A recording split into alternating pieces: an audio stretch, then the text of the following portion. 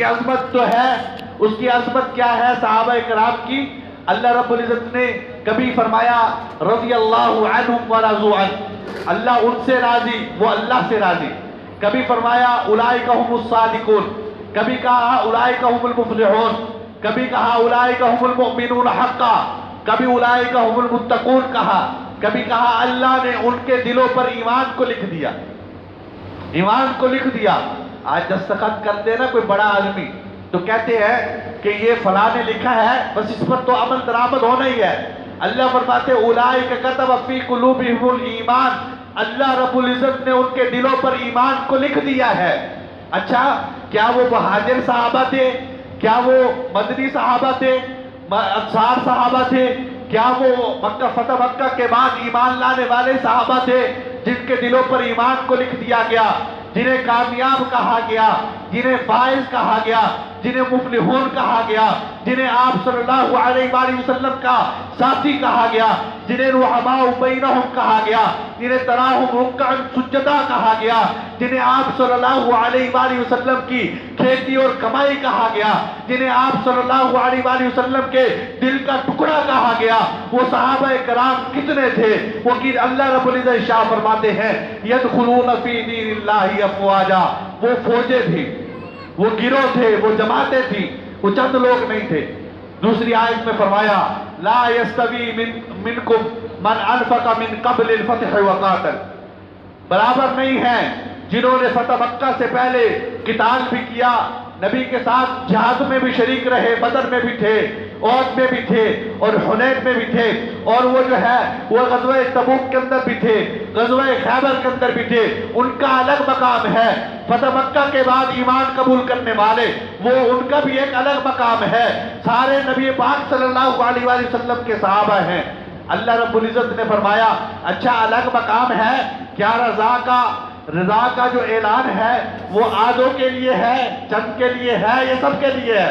اللہ رب العزت شاہ فرماتے ہیں سورہ حدید میں وَكُلًّا وَعَدَ اللَّهُ الْحُسْنَى، سب کے ساتھ اللہ کا جنت کا وعدہ ہے۔ اچھا جنت کا وعدہ ہے، صحابہ سے غلطیاں بھی تو ہوئیں، صحابہ سے لغزشیں بھی تو ہوئیں، صحابہ سے گناہ بھی سرزد ہوئے، اس کے بارے میں کیا ہے؟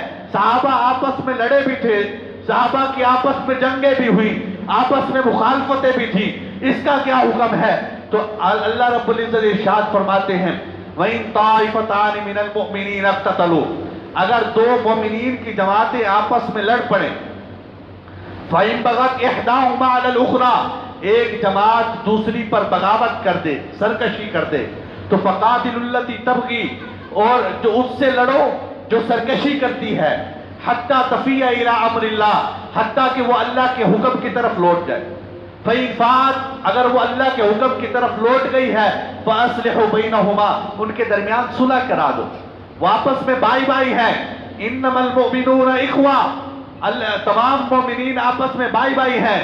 فَأَصْلِحُوا بَيْنَهُمْ، آپس میں صلح کراؤ، کسی کے خلاف بولنے کی اجازت نہیں ہے۔ صحابہ کرام جن سے غلطیاں ہوئیں، اللہ فرماتے ہیں عَلِمَ اللَّهُ أَنَّكُمْ كُنتُمْ تَخْتَانُونَ أَنفُسَكُمْ فَتَابَ عَلَيْكُمْ وَعَفَا عَنْكُمْ، اللہ فرماتے ہیں اللہ جانتا ہے تم نے غلطیاں کی، اپنے جیوں میں خیانت کی، تم روزہ جو ہے روزہ رکھ کے تم سے غلطیاں گناہ سرزد ہو گئے، اللہ فرماتے ہیں اب تمہیں معاف کیا۔ اچھا معاف نہیں کیا بلکہ سحری کا حکم بھی دے دیا، سحری کا آرڈر بھی جاری کر دیا، حکم کو بھی تبدیل کر دیا صحابہ کرام کے بارے میں۔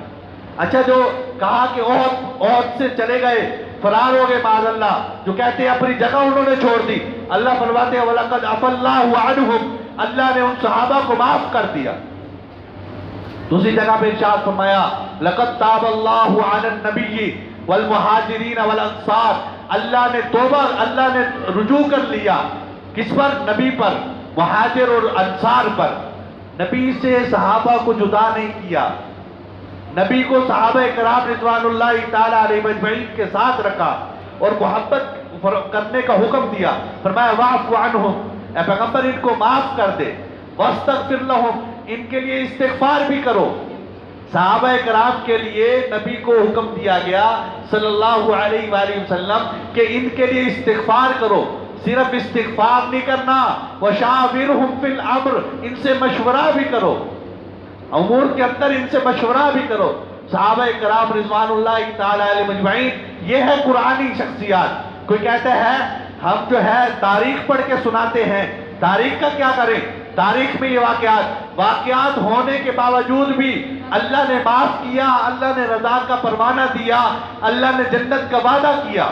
وعد اللہ الذین آمنوا وعملوا الصالحات منہم مغفرہ واجرا عظیما. مغفرت کا وعدہ بھی ہے اور بڑے اجر کا وعدہ بھی ہے صحابہ کرام سے. یہ ایسے ہی ہے، ایک بیٹا نافرمان ہونا تو والد کہتا ہے میرا بیٹا نافرمان ہے، یہ عاق ہے، یہ میرے کسی کام کا نہیں ہے. کیوں؟ اس کی جو نافرمانیاں ہیں وہ قابل مواخذہ ہیں، ان کی معافی نہیں ہے. وہ عاق ہے میری طرف سے، وہ میرا بیٹا ہی نہیں ہے. لیکن جہاں بیٹا غلطیاں بھی کرتا ہے اور چھوٹی چھوٹی غلطیاں کر کے پھر باپ کے پاس آتا ہے، باپ پھر کہتا ہے یہ میرا بیٹا ہے اور یہ تو بڑا اچھا ہے، بڑا حسین و جمیل ہے، اس کے اندر یہ خوبیاں ہیں. اللہ رب العزت نے صحابہ کرام کی خوبیاں بیان کی. ان کی جو غلطیاں تھیں وہ قابل مواخذہ نہ تھی، وہ قابل معافی تھی.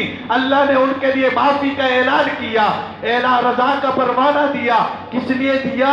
کہ ان کی خوبیاں ان کی خابیوں پہ غالب تھی، ان کو اللہ رب العزت نے محفوظ کر رہا. خواہ وہ امیر معاویہ ہو، خواہ عمر بن عاص رضی اللہ تعالیٰ عنہ ہو، پیغمبر صلی اللہ علیہ وآلہ وسلم کا ادنا سے ادنا صحابی ہے. کوئی یہ کہتا ہے نا میں تاریخ پڑھ کے سنا رہا ہوں، وہ اللہ رب العزت کے کلام کی نفی کر رہا ہے. تاریخ پڑھنے کے دو پہلو ہیں، ایک مثبت پہلو ہے، ایک منفی پہلو ہے. ایک آدمی ہے مثبت ذرائع سے معلوم ہے اس نے کبھی جھوٹ نہیں بولا، وہ بڑا سچا آدمی ہے. اور دوسرے کے بارے میں مشہور ہے وہ بڑا سخی آدمی ہے، وہ سخاوت کرتا ہے، ہمیشہ جو ہے سب کو عطا کرتا ہے، جو جاتا ہے اس کو دیتا ہے، کبھی اس نے واپس نہیں موڑا. یہ بات بڑی مشہور ہو گئی. لیکن ایک آدمی آیا، کہا آج صبح اس کے پاس فقیر گیا تھا تو اس نے فقیر کو واپس موڑ دیا. تو ہم دیکھیں کہ ہم یہ نہیں کہیں گے وہ بخیل ہے، وہ سخی ہے، اس کی سخاوت اپنی جگہ. نامعلوم آج اس نے واپس کس لیے موڑا، کوئی وجہ ہوگی، کوئی اس کے پاس مال نہیں ہوگا، وہ کہیں جو ہے پھنسا ہوا ہوگا، کہ کوئی نہ کوئی اس کی وجہ ضرور ہوگی جس وجہ سے اس نے آج فقیر کو واپس موڑ دیا. اس سے سخاوت دور نہیں کی جاتی. صحابہ کرام رضوان اللہ تعالی علیہ اجمعین، اللہ نے کہا رضی اللہ عنہ تو رضی اللہ عنہ، اللہ نے جنت کا وعدہ کیا تو وہ جنت کا وعدہ ہے، اللہ نے رضا کا اعلان کیا تو رضا کا اعلان ہے. اب تاریخ پڑھنے والا تاریخ پڑھ کے یہ کہے کہ صحابہ سے جنت کا وعدہ نہیں ہے، تاریخ یہ کہتی ہے. صحابہ کے دل پر ایمان نقش نہیں تھا، تاریخ یہ کہتی ہے. صحابہ کے بارے میں اللہ نے جو تعریفیں کی ہیں وہ تعریفیں منسوخ ہیں. کیوں؟ تاریخ یہ کہتی ہے. ہم کہیں گے تاریخ کا پہلو دیکھو، تاریخ کو جانچو، قرآن کے مخالف نہ کرو.